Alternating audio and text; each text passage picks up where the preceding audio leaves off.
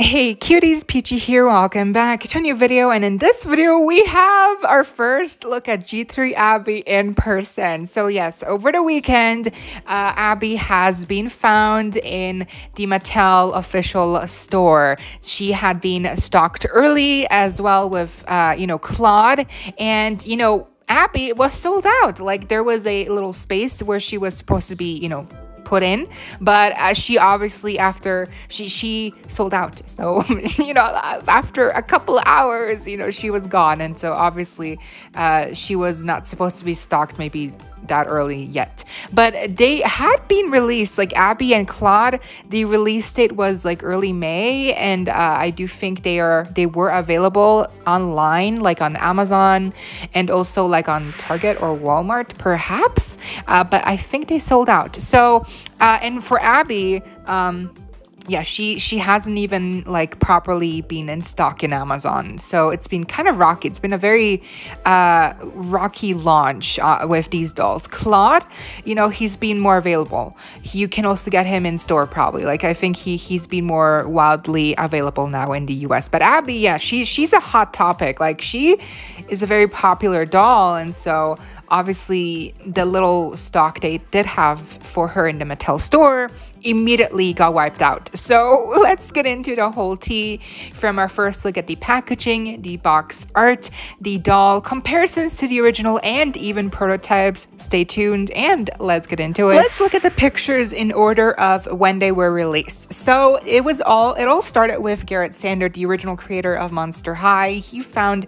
the Abbey doll and Claude again in the official Mattel store, and so he picked Abbey up, and that's where we got our first look at Abbey in box in real life. And the very first shot, obviously you can see Abbey is huge. She has a new body, definitely. She has new proportions, new hand sculpts, new feet sculpts. She has she's on a curvy body.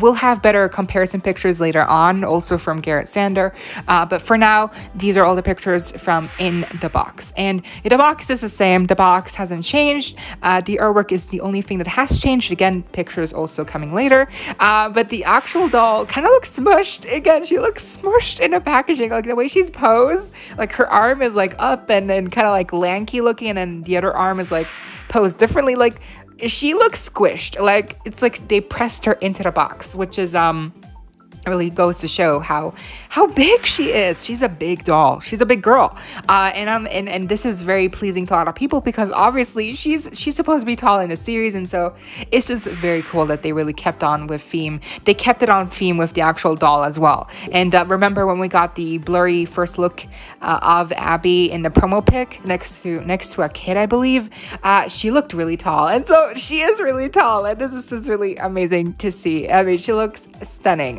The hair, the close-ups, the face, the pet, everything about her looks really good. And then here we have the back of the box where we can see the full artwork of Abbey, and oh my god, I mean, obviously the artwork is done by @darkodark on Instagram, who is the new designer, artist for the artwork for Monster High G3 as of now, even redoing the original G1 artwork in his own style, which I cannot wait to see the other characters, because we've seen Frankie already, but the other characters also done in his art style. But so for Abbey here, the bio, we can see there also, it reads monster type, extra chill Yeti, obviously, monster must-haves, snowflake backpack, plus ice scream treat.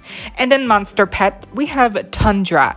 Oh no, wait, they changed the name. So, because in the series, in her debut episode, Abbey refers to this, mammoth pet as Shiver.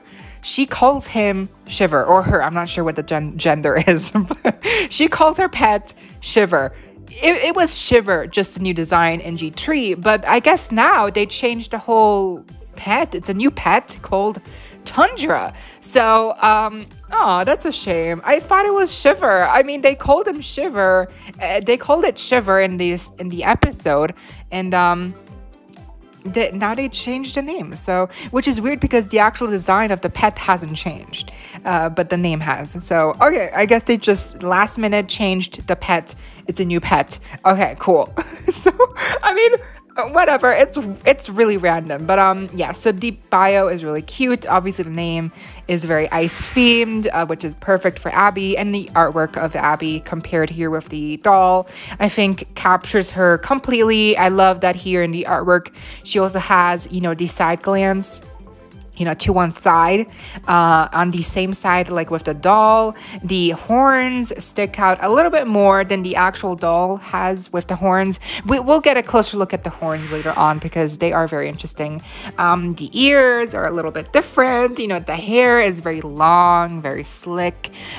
She has, I feel like she has probably like the best accuracy, you know, in terms of like the artwork actually looks like the doll.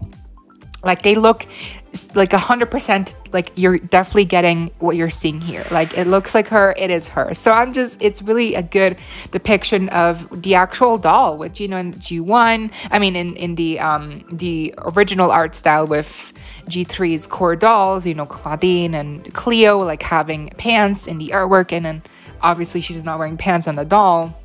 There were some couple differences, but here it's definitely her. She looks like amazing. I love the nails. I love the like little, you know, waist bag, fanny pack, and the heels. Just, I feel like she looks amazing. Dark once again did an amazing job.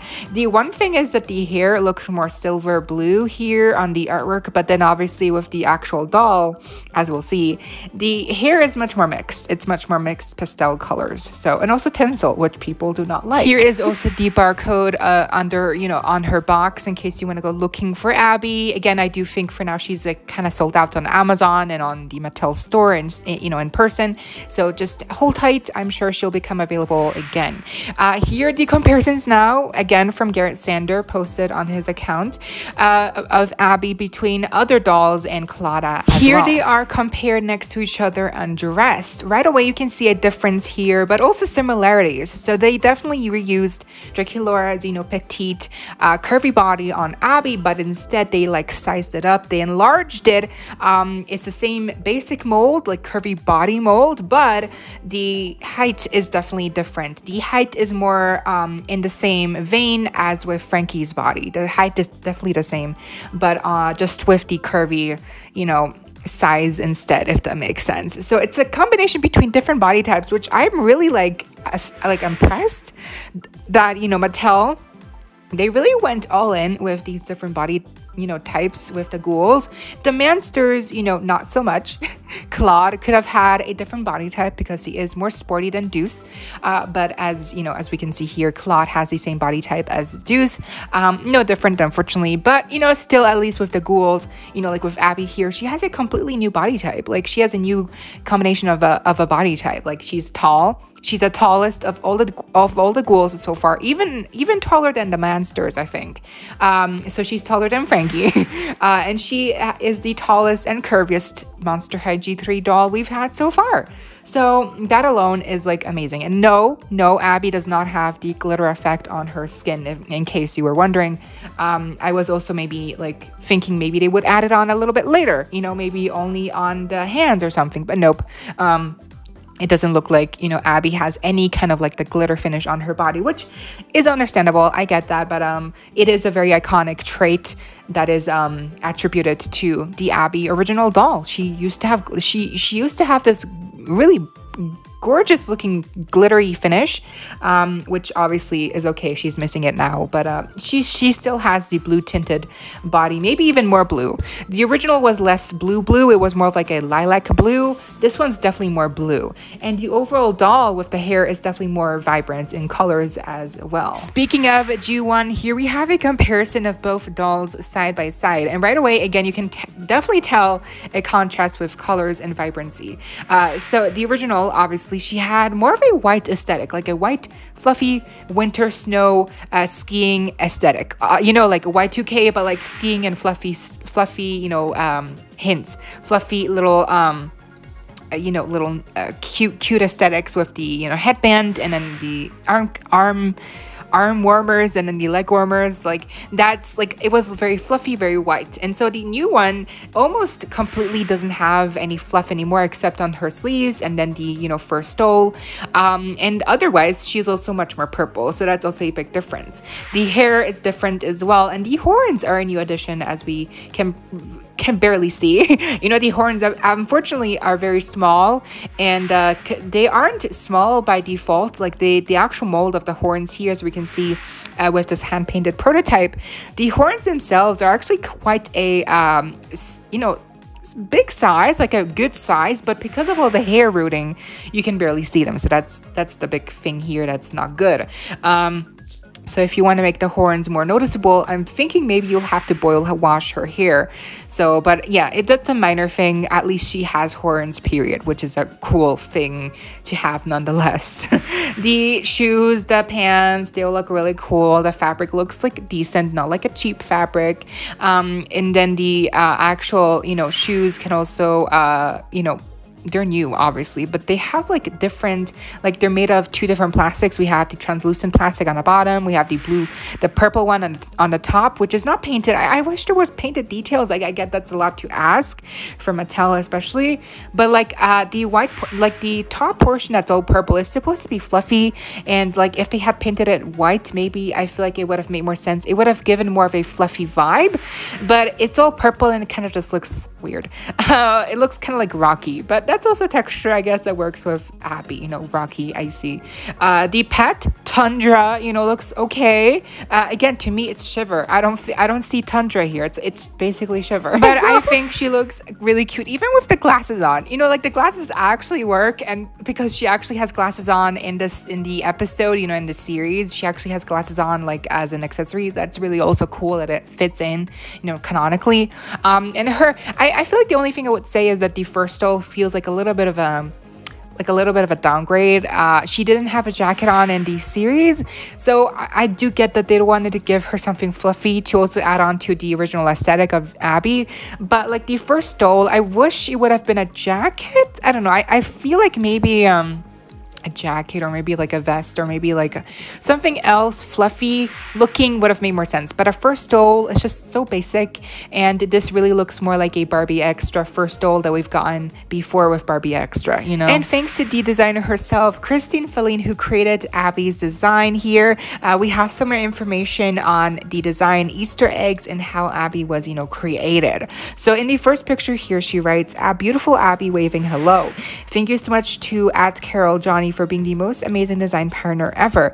You were the driving force in making the iridescent hair vision I had come to life. Love you so much. You are beyond talented." The number 2 picture here is about the earrings and her ear detail. So obviously the ears are now fluffy, and that is a new feature that they added on to her ears, unlike with the G1 predecessor. In the third picture, it's about the hand claw details. She writes, "Did you know that the Abbey doll has bigger hands and feet than the other ghouls?